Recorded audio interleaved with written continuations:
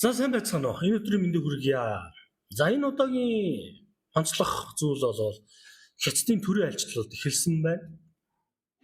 За худалдааны дайнтай холбоотойгоор Ши Жинпин Вьетнам руу төрийн айлчлал өчигдөр хийсэн. За зорилго нь юу юм бэ гэдэг асуудал тийм. Хятад Америкийн худалдааны дайны асуудал ер нь хүндэрсэн. Яг тэгэхээр биендээ нэг нь 145% тариф оногдуулахаар болсон, нөгөөх нь 84% тариф оногдуулахаар болсон. Ер нь бол 70 гаруй улсын тариф тавьснаас хамгийн түрүүж эсэргүүцэл үзүүлж нийлэн хүчтэй байр суурь илэрхийлж байгаа нь Хятад байж байгаа. За яагаад бид нэр ийм бодлого барих болсон бэ гэхээр бид нар худалдааны хоригт 2018 оноос орж эхэлсэн байж. Тэгтээ шахалтанд Трампыг ерөнхийлөгч байх үед. Тэгээ энд бол маш их хэмжээний дэмэжийг бол Хятад улс авсан. Тэм учраас ерөнхийдөө гадаад худалдааныхаа төвлөрлийг ерөнхийдөө Зүүн Аз руу буюу Вьетнам руу чиглүүлсэн. Нэгсэндээ Вьетнамд аягүй хөрөнгө оруулалт хийсэн байна. Дээрээс нь Вьетнамд аягүй Хятадын компаниудыг байгуулж тэндээсээ үйлдвэрлэсэн бараг Америк руу, Европ руу экспортлох ийм зүй тогтол руу бол Хятад орж эхэлсэн байж. За ингээд судлаад үзэнгүүт нөгөө та нар санаж байгаа бол эхийн хэсгийн 20% тариф оногдуулах, 34% тариф оногдуулахад Хятад урахгүй л байгаа байсан. Шалтгаан яасан бэ? Судлаа хийжсэн. За энэ бид нар ерөнхийдөө Америктэй худалдааны дай эхлүүлэх юм бол бид нар ч ямар дэм биш тусгай гэдгийг үтсэн байна. Тэгээ 18 оноос хойш ер нь бол хамаарлууд бол арилцсан учраас бид нар одоо энэ удаагийн тариф дээр хямрал бол бага авна гэж тооцоолсон учраас эдгээр энэ дээр үзэж байгаа гэсэн. За тэгээ энэ дээр бол бодлого өөрчлөгдөөд Вьетнам руу өчигдөр бол аялсан. Төрийн ажил хийж байгаа тийм. За энийг сонирхол л доо. Дээд хэмжээний ажил хийсэн. За ингээд дараа. Уулзалт бол нэлээд том цар хүрээтэй явагдаж байгаа шүү. Айлчлал сүртэй. Тэгээ Вьетнамтай юу ярьж ийн гэхээр ер нь бол Вьетнам хөрөнгө оруулалт хий. Хятад Вьетнамыг холбосон төмөр замаа барья гэдэг ийм бодлогыг бол Хятад бол санал гаргаад ер нь худалдаагаа сайжруулъя л гэсэн санааг бол гаргаж ирж байгаа. Энийг нь болохоор Вьетнам бол зөвшөөрж явах шүү. Энэ хоёрын хооронд бол нэлээд боломжууд бол олдчихно.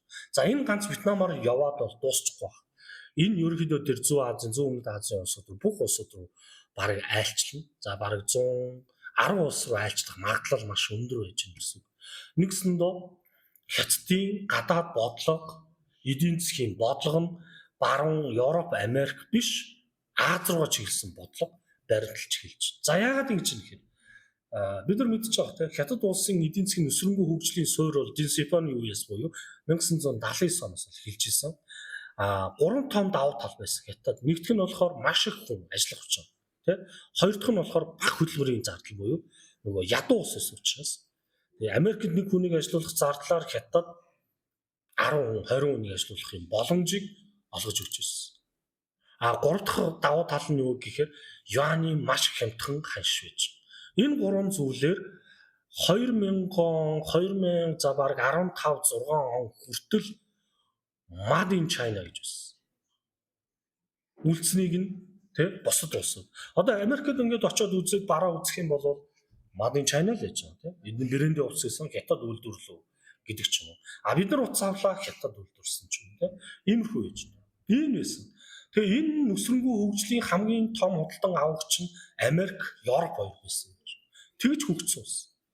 За ингээд их хамааралтай байж байгаад Америк нэгдсэн улс 2018 онд эдийн засгийн худалдааны дайн босноо дэмэж авангууд Хятадын бодлого өөрчлөгдсөн. Ямар бодлого өөрчлөсөн бэ гэхээр технологийн хөгжүүлэлт. Нэгсэндээ Хятадууд Европоос авдаг, Америкаас авдаг электронны технологийнхаа барааг өөрсдөө үйлдвэрлэдэг болёо гэдэг. Технологийн ноцт орсон. За бид нар миний нэг мэдэн те автомашины хөгжлийг харж байна, цахилгаан машины хөгжлийг харж байна. Аимшигтай өгсөн. Тэгээ Хятад одоо 2025 онд юу гэж ярьж байна гэхээр Хятад үйлдвэрлэв гэдэг төлөвлөгөөтэй явж байгаа гэсэн байхгүй. Яагаад ингэж явж байна гэхээр 2016-7 оноос хойш Хятад үйлдвэрлэлийн ареоны бүс байхаа болсон. Шалтгаан нь эдийн засгийн хөгжсөн, хүмүүс баяжсан, Хятад хүмүүс баяжсан, цалингийн хэмжээ өссөн. Ингээд үйлдвэрлэлийн ареонууд Зүүн Аз руу одоо хамгийн том улс бид рүү ирсэн те Вьетнам руу шилжсэн гэж байна. Тэгээ Вьетнам бол одоогоор бараг хятадтай өрсөлдөх хэмжээний үйлдвэрлэл явах хэмжээнд очиж байна. За энэ улсуудын тоонд за энийг ямар улсууд гэдэг вэ гэхээр энэ арга ASEAN-ийн улсууд гэж байна. За нийтдээ 10 улс байж байна те. За ASEAN-ийн улсууд бол одоо Бруней байна, Камбож байна, Индонез байна, Лаос байна, Малайз, Мьянмар, Филиппин, Сингапур, Тайланд, Вьетнам гэдэг. Тэгээ хамгийн айлчлал бол Вьетнамаас эхэлж байна. Тэгээ дараа нь яг Камбож явна гэсэн мэдээж байна, Малайз явна гэсэн мэдээллүүд явагдаж байна. Ингээд айлчлал явах гэж. Тэгэхээр хятад юу гэж юм гэхээр бид нар эдийн засаг өссөн, томорцсон. Тийм учраас Америкаас бол буухгүйгээр Зүүн Азийн улсуудаа 8 хийж эхэлье. Илүү ийшээ хандъя. За энэ бодлогыг барьж исэн ийм ойрхон жишээ гэх юм бол Орос улс санаж байгаа хөтэй. Орос улс 2022 оны Украины дайн хэсэнтэй холбоотойгоор Америк, Европ улсуудын эдийн засгийн хоригт орсон. За ингэнгүүт газрын тосны бүтээгдэхүүнээ хятад болон энэтхэг рүү зарж эхэлсэн гэж. Мэдээж хятад руу зарахтаа болохоор бол төлбөр хэрэгслэр юанаар хийж үзсэн, рублээр хийж үзсэн, тэ сүүлдээ бол криптогоор хийж үзсэн ийм процессор явсан. Ихэлчиг шүүцэрсэн. Гэхдээ Орос одоо бодлого нь яг тийхгүй байна. Яагаад гэхээр хятадын хамгийн аюултай бодлого нэг нь юу гэхээр юаны хан шиг ингээ хүчээр барьдаг. Хятадын эдийн засгийн бодлого. Тэгэхээр бус тусууд наалдаж харьцах тусам нөгөө нэг одоо Орос бол жишээ нь валютынхаа юугаар ингээд хятадтай юм хамаарлаа амар өндөр баг энэгээрээ ингээд нөгөө хятад Оросыг ингэж бацах юм магадлал гарах байсан учраас Орос ер нь жоохон ингээд потенциалаа бариад эхэлчихэж байгаа гэсэн. Бүр ингээд 100% хятадын юм хамааралтай байхыг үзэхгүй гэж. За тэгвэл хятад яагаад 100 Аз руу шилжиж байгаа шалтгаан нь те энэ одоо Америкаас яагаагүй нөхөй өөрсдөндөө бий болгох гэдэг юм гэсэн үг байхгүй. За тэгэхээр энэний хамгийн том Вьетнам нь одоо жишээ нь те 104 сая хүн амтай байж байна. Индонез нь 286. Нийтдээ ASEAN-ийн улсуудын хүн амынхын тоон 700 сая гэдэг. Хятад өөрөө 1 тэрбум 400 сая гэдэг. Маш хоёр том зах зээл байж. Гэхдээ энэ улсууд яагаад ийм ядуу байдаг вэ? Энэ улсуудад юу гэхээр ер нь бол хамгийн дөрвөлж өгсөн улсууд Америк, Европын улсууд энэ улсууд ийшээгээ бүтээгдэхүүн нийлүүлж бол ашиг болдог байсан. За хамгийн том нэг нь мэдээж хятад байсан тийм төрүүлж гарсан. Одоо дараагийн улсуудад боломж гарч байгаагийн. За мэдэн Сингапур бол маш хурцтай хөгжсөн байж байгаа. Одоо тэгээ Вьетнам орж ирж байна тийм. Ингээд энэ улсууд хөгжих боломж нь энэ хятадын байр суурийг эзлэх боломж маш өндөр байна. Хүн ам ихтэй учраас. Тийм учраас хятад төрүүлж 100 Аз руу дайрчих юм байна. За тэгвэл хэдүүлээ ASEAN-ийн улсууд 2019 оноос Америк руу хятад руу экспорт хийсэн одоо мөнгөнд өнгө харъя л та. За 2019 онд бол жишээ нь Америкийн нэгдсэн улс 172 тэрбум экспорт хийсэн байна. Хятад руу болохоор 228 гэдэг. Ингээ явахад 2025 оны байдлаар 263 тэрбумыг экспортлсон байвал хятад улс маань 352 гэдэг. Ер нь өсөх хандлагатай. Тэгэхээр яг ASEAN-ийн улсууд ингээд тодалтай яагаад зозрыг ивэл хятадтай хийвэл ашигтай харагдаж байна. Тэгвэл хэдүүлээ нөгөө бүтээгдэхүүнийг харъя л та. За ASEAN-ийн улсууд Америкийн нэгдсэн улс руу электроник бараа олж байна, хагас дамжуулагч, интегралын хэлхээ гэдэг нэг юм радио, ТV дамжуулах төхөөрөмж, за дээрэс нь компьютер эд ангиуд байна. За хувцас нэхмэл дотор хувцас, гутал, даавуу. За машин механизм, машин эд ангиуд, машины тоног төхөөрөмжүүдийг нийлүүлдэг юм байна. За хөдөө аж ахуйн бүтээгдэхүүн, самар, заагас, хисаа, эрзэн гэл тэ. За химийн бүтээгдэхүүнүүд, пластик, химийн бэлс явуулж байгаа. Харин хятад улс маань болохоор хятад улс руу болохоор электроник. За интегралын хэлхээ, компьютер эд анги, утас, тоног төхөөрөмж, за түүхий, газрын тос, байгалийн хий, нүүрс, металл тэ. За хөдөө аж ахуйн бүтээгдэхүүн пальмын тос, жимс, за эрзэн, будаа, за химийн пластик, органик химийн бодис гэх мэтчлэн. За нэхэл бүтээгдэхүүн дээр болохоор даавуу, тавилга, тоглоом иймэрхүү зүйлүүдийг хятад авч эхэлсэн. За ингээд статистикээр нь хараад үзэхээр Америкийн нэгдсэн улс ASEAN-ийн улсуудаас эцсийн болон бүтээгдэхүүнийг авч байна. Тийм үү? Харин хятад болохоор голцоо түүхийд болон хагас түүхийд авч байна. Нэгсэндөө хятад компьютер өсөрч чинь тийм өөрсдөө гэсэн. Компьютер ашиглах хэвээр за хард юм уу? Скол бол тийм RAM ч юм уу тийм эмхүү зүйлүүдийг л авах сонирхол байхаас биш яг компьютерыг авдаг гэсэн үг байна. Тэгэхээр энэ худалдаа ингээд үр дүнгээр нь аваад үзвэл хинд илүү ашигтай вэ гэхээр ASEAN-ы улсууд Америк руу бараа экспортлох нь илүү ашигтай байгаа байхгүй. А хятад болохоор зүгээр энэ ASEAN-ыг гэхгүй ер нь Азийн зах зээлийг ханган нийлүүлэгч талаас илүү харж эхэлж байна гэсэн.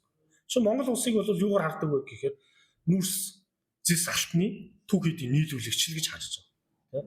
А бид нар хизээч түүхийд бүтээгдэхүүн үйлдвэрлээд хятад нийлүүлэх боломж байна. Тэгвэл энэ ганц юунд тах вэ? Одоо Монголд байдаг байх юм шүү дээ. Бүх улсуудад ядуу улсууд байдаг. А мэдээж Америкийн нэгдсэн улс түүх хөгжилтэй ч гэсэн энэ шатаар явсан. А энэ шатыг Америк хятад одоо хэрэгжүүлж чинь хятад одоогор бол хамгийн том хэрэглэгч улс болж Америкийг залгах маш магадлал өндөртэй. Гэхдээ улс төрийн бодол нь хизээч тийм сонирхол байхгүй. Гаднаас бараа авч хэрэглээгээ хангаснаас өөрсдөө тэр түүхийдэд энэ аваад үйлдвэрлэж байна. А Америкийн бодлого бол өөрсдөө үйлдвэрлэж чадахгүй байвал бусад улсын бүтээгдэхүүнийг аваад хэрэглэчихье гэх бодлого нь арай зөөлөн гэсэн үг. А Америк одоо тэгээ яасан бэ? Хэрэглэсээр байгаад бид нар бодлооны хувьд шулуулж байна. Гэж байна. За тэгвэл хэдүүлээ Вьетнам болон хятад хоёрын гадаад худалдааны тэнцвэрийг хараад үзэх юм бол хятад худалдааны балаас нь ашигтай гарч байгаа Вьетнам. Нэгсэндээ Вьетнам хятад руу нийлүүлснээс хэмжээний бараг 1.6 дахь их бараа авдаг. Тэр хятадтай ашиг. Хятад энийг барина. За хятадын бодлого нь юундэ байдаг вэ гэхээр тухайн одоо нэг юм ядуу буураа улсуудад орохдоо дэд бүтцээ тэр нь хөрөнгө оруулалт хийдэг. За үүнд зам орно, төмөр зам барьж өгнө, гүүр барьж өгнө гэдэг ч юм уу те. Энийг яадаг вэ гэхээр зээлээр хятадын мөнгөөр хийдэг. Тэгээд энэ одоо жишээ нь юу гэж Вьетнам хятад руу оруулсан зам барих, төмөр зам барих гэрээ хийчих байгаа байхгүй юу? Яг энэ өчигдрийн гэрээгээ. Тэгээд энэ хятадын хөрөнгө оруулалтаар хийх чинь хятад компаниуд хийн. Тэгээд хятад үндсэн нүндээ Вьетнамд өртөө болно. Өөрөөрөө дамжуулж яг хятадууд Вьетнамд шаардлагуудаа тавьж эхэлж бараа бүтээгдэхүүн хямдхан авах бодлого баримтлаа гэсэн. За ингээд маш том төрлийн ажилт хийгээд эхлэхээр энэ Зүүн Азийн улсууд хятадтай илүү найрсаг харилцаатай болоод ерөнхийдөө харьцаа хуваагдаж магадaltaй байгаа шүү дээ. Нэгсэндээ Зүүн Азиуд ерөнхийдөө нэг талдаа гараад Америк нэг талдаа гарах гэдэг байна да. Хэрв яг иймэрхүү бодлого харагдах юм бол Трамп юу гэж шууд төрийн ажилт Зүүн Азиас эхэлнэ. Яагаад Зүүн Ази юм чухал юм? Бид нар мэдэн дээ Зүүн Ази ингээд юун дээр байж идэг ингээд голцоо арлын улсууд далаатай хил залгадаг. Худалдааны бүсийн хувьд бол бүх улсуудын хувьд хамгийн сонирхолтой байралтай байдаг улсууд байхгүй юу? Яагаад Сингапур хөгжсөн те? Яг түр юун дээр хил залгаа их нутагтай ингээ холбодог. Тийм учраас худалдаа хийхэд бол төв байгаад худалдааны бүс болж чадсан байж байгаа. Энэ улсууд бүгдэнд нь тийм боломж байгаа учраас энэ улсууд шуурж байгаа гэсэн. Тэгэхээр дараагийн төвлөрөл бол Трамп шилжиж байна. За тэгвэл энэ нь юу харуулж байна? За одоо энэ худалдаа ямар зүйл болох вэ гэдэг тийм. Худалдааны дайны нөлөө энэ араа бид нар мэдчихэж байгаа.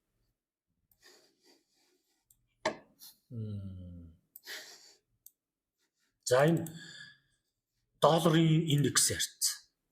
За доллар яасан бэ гэхээр маш их хэмжээгээр сулрал үзүүлж ингэж болсон гэж. Тэгээ энэ уналт дуусаж магадгүй. А хизээ дуусах боломж. За одоо энэ болохоор миний өөрийн зохиосон юу гэдэг л та. Хүчний одоо энэ валютуудын хүчний урсгалыг энэ тодорхойлдог юм юу гэдгийг индикатор гэдэг миний өөрийн зохиосон. Би нэг одоо 17 онд бол зохиосон. Тэгээ энийг бол нөгөө арилжааны шийдвэр гаргахад илүү ашигладаг. Тэгээ энэ юугаар харахад бол $1 ханшийн уналт бол нэлээд хандсан харагдаж байгаа. Тэгэхээр энэ буцаж үсэх юу вэ? Мэдээж энэ графлэдэг эдийн засгийн байдал нөлөөлөл мэдээж Трампын бодлого. Хэрв тийм ээ ШЖП ажил хийгээд эхлэх юм бол Трамп дагаад дахиад Зүүн Азийн зах зээлээр ASEAN-ыг ерөөхдөө онилох гэдэг шүү дээ энэ хоёр том улс. Онилоод Америк илүү таатай нөхцөл тавих юм бол худалдааны дайны салхи Америк руу иргэнэ. Тэгэх юм бол $1 ханш чангарах боломжтой. За ингээд сэргэлтүүд ажиглагдах юм бол одоо бидний ярина даруутлаасан крипто зах зээлийн аншууд өснө. За дээрээс нь хувьцааны зах зээлүүдийн өсөлт эхэлнэ. Тэ? Иймэрхүү зүйлүүд бол тохиолдох боломжтой байна. Тэгээд цаашдаа хэдүүлээ хятадын худалдааны төрийн айлчлал, тарифын оргийг Америк яаж харж ийн, яаж өөрчлөх нь гэдгийг хараад дараагийнх нь мэдээллийг хүргье.